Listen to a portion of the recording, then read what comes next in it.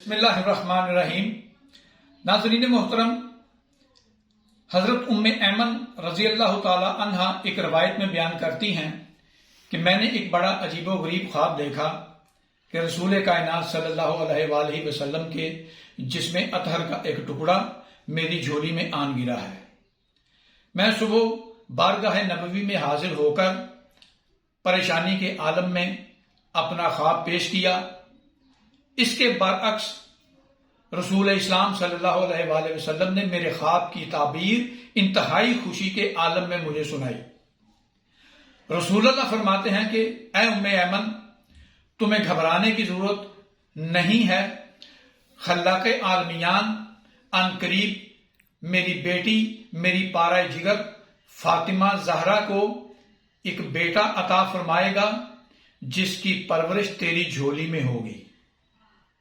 ثابت یہ ہوا کہ محمد عربی صلی اللہ علیہ وآلہ وسلم اگر نبی ہیں تو حسین ابن علی اس نبوت کا ٹکڑا ہے۔ اگر رسول اللہ صلی اللہ علیہ وآلہ وسلم رسول ہیں تو ابن بطول اس رسالت کا جزو ہے۔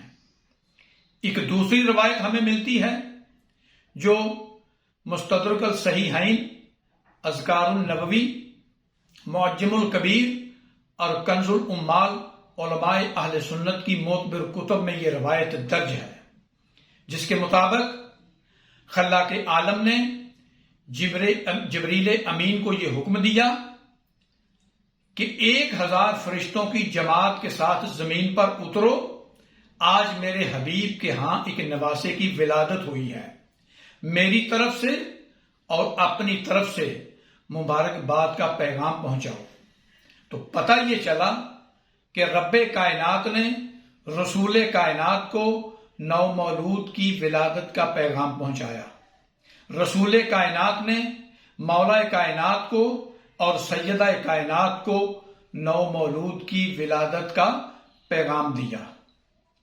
عالم اسلام کو ہم آج امام حسین علیہ السلام کی ولادت باسعادت کے پرمسرت موقع پر مبارکباد پیش کرتے ہیں۔